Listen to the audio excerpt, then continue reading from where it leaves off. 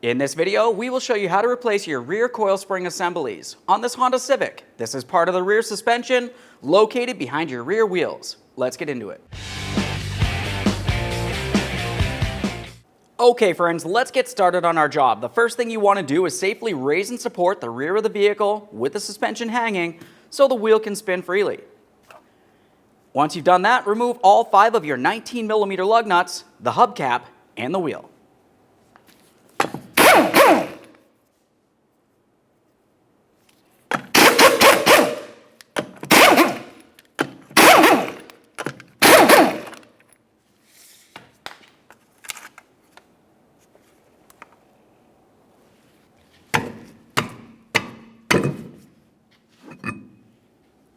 Now that we have the wheel off of there, let's make sure that we install a lug nut onto the drum area so nothing falls off while we continue. Now let's have a look along the back side. What we're looking for is the ABS wire. In this area, you're going to find the plastic bracket for that ABS wire. We'll use some long nose pliers, squeeze on the 2 tabs, and pull it out of place. Once we've done that, we're going to continue on to where the brake hose connects into this area. That would come through from the front along to where this brake line is. Right where my pliers are, there's a small clip. Go ahead and grab onto that with some pliers or even a small prying device and pull it out of place.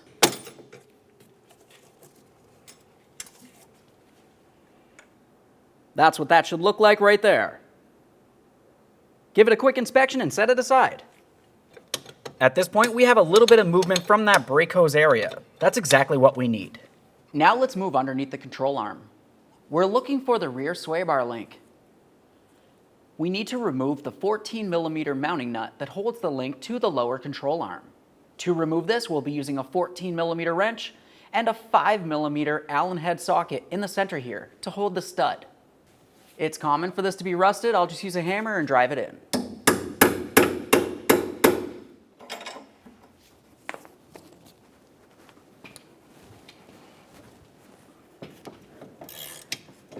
On our application, the center hole stripped out.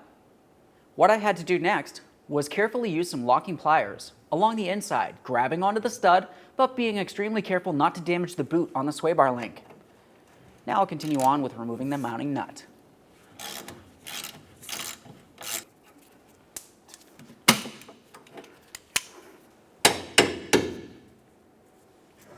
Let's apply some support underneath the lower control arm. We don't need to raise it up too much, we just want to have some support. Continue on to the area where the lower aspect of the shock meets the lower control arm.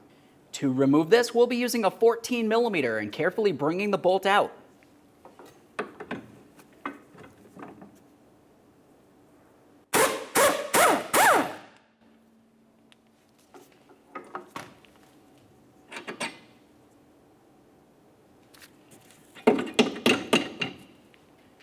Now we can move to where the upper control arm meets the knuckle. You'll find another 14mm headed mounting bolt that comes through from the rear all the way to the front, where it has a captured nut.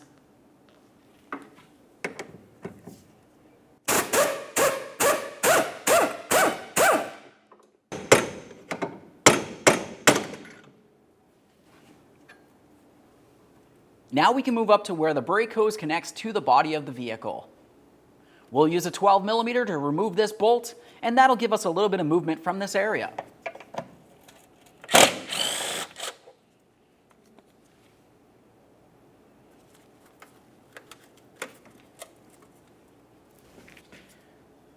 Let's pry that brake line out of place.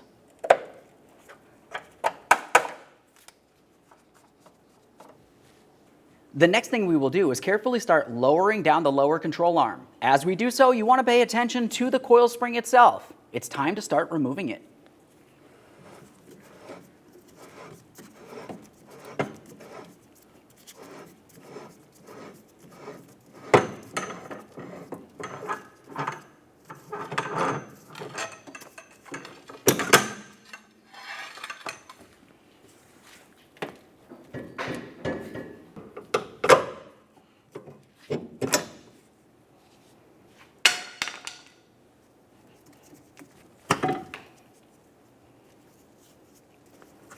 At this point, you can remove the upper and lower mounting bushings.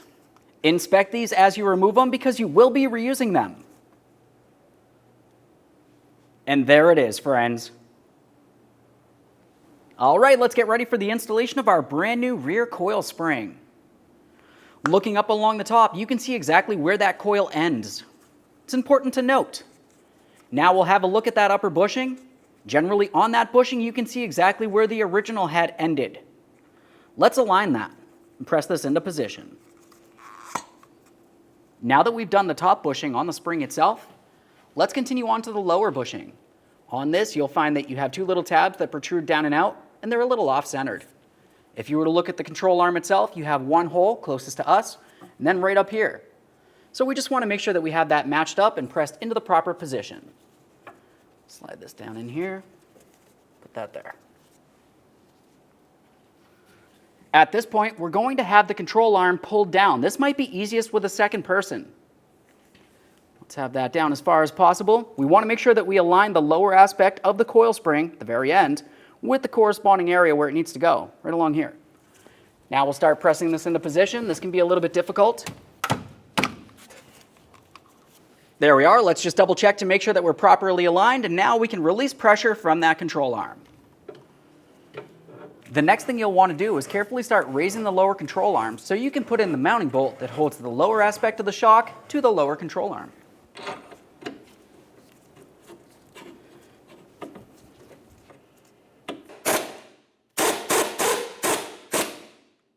Torque that mounting bolt to 43 foot-pounds. Now the next thing you will want to do is continue bringing up the lower control arm. We're going to want to align the upper control arm with the knuckle. You might find that you have to press in or out on this area. If you have to bring it in and you have a hard time doing that, carefully use a ratchet strap coming around this area of the knuckle, making its way over to an anchor point.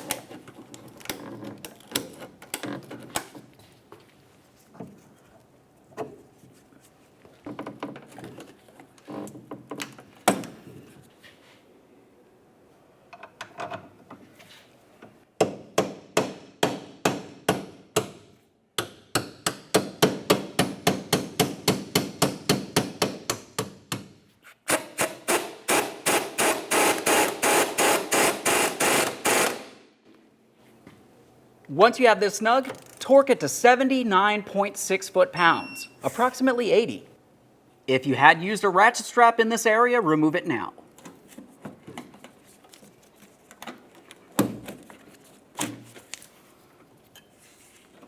Remove the support from under your lower control arm. Now let's make our way underneath that lower control arm and reattach the sway bar link. We'll start on this mounting nut and bottom it out.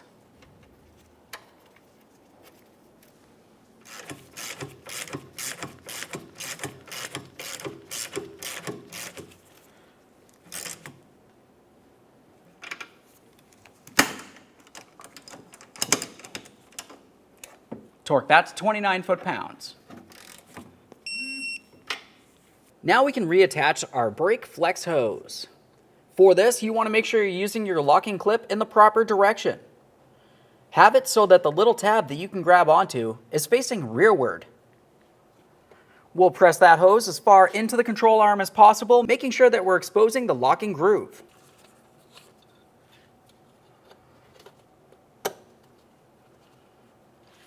And now we'll just tap it in with a hammer as needed.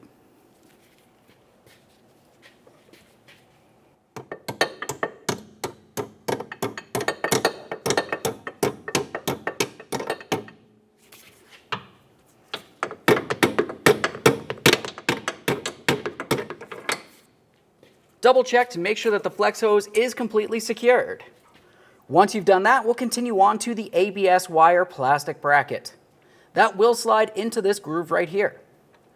Press it in, listen for a click, and give it a little tug to make sure it's completely secure.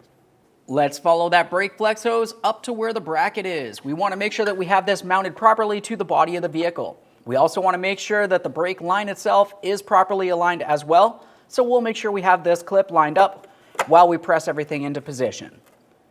Continue on with your 12mm headed mounting bolt. Start it in by hand and snug it up.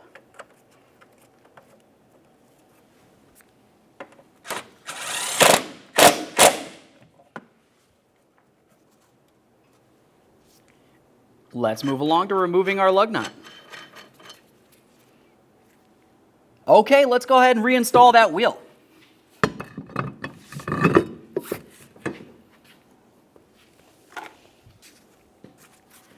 If you have a hubcap, install that. Making sure that you align your valve stem hole. Start on each of your 19mm lug nuts. We'll bottom them out and get the wheel on the ground.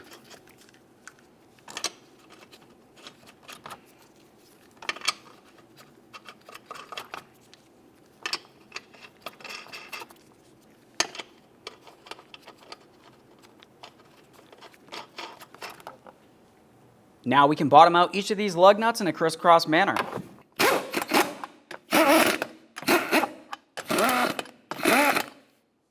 Now with the wheel safely on the ground, we'll continue on torquing these to 80 foot-pounds in a crisscross manner.